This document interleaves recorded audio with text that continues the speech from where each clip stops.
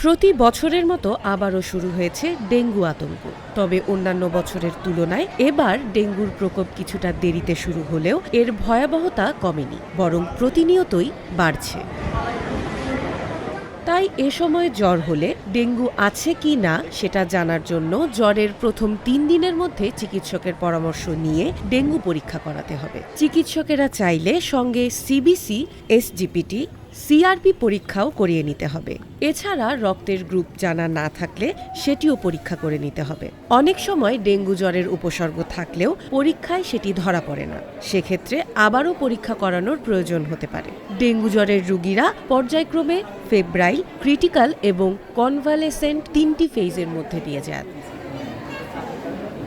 Febrile phase প্রথম ৩ থেকে ৪ দিন। এ সময় তীব্র জ্বর এবং অন্যান্য উপসর্গ থাকে।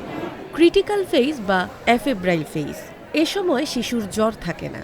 জ্বর ভালো হয়ে যাওয়ার পর থেকে পরবর্তী ৪৮ থেকে ৭২ ঘন্টার সময় ডেঙ্গুর জন্য সবচেয়ে গুরুত্বপূর্ণ।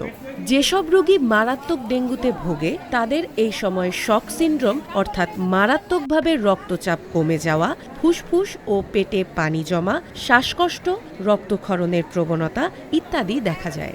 এ সময় রোগীকে হাসপাতালে ভর্তি করানো জরুরি। প্রায়ই নিবিড় পর্যবেক্ষণের জন্য আইসিইউতে ভর্তির প্রয়োজন পড়ে। সাধারণত ১০% কম রোগী ক্রিটিক্যাল ফেজে জটিলতায় ভোগেন। তবে ক্রিটিক্যাল ফেজে শক সিনড্রোম হলে কিংবা সঠিক সময়ে চিকিৎসক বা হাসপাতালে না গেলে মৃত্যুহার বেড়ে ৪০ থেকে ৫০% পৌঁছে যায়। জ্বর চলে যাওয়ার পর কিংবা জ্বর থাকাকালীন কিছু উপসর্গ দেখা দিলে রোগীকে দ্রুত হাসপাতালে নিতে হবে।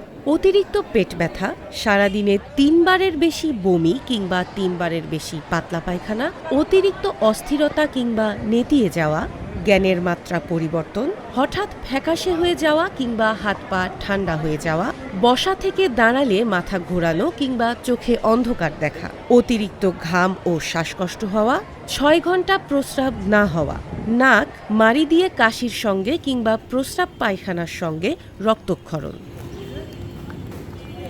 কনভালেসেন্ট ফেজ এর সময়কাল ২ থেকে ৩ দিন। এ সময় রোগী ধীরে ধীরে সুস্থ হতে থাকে।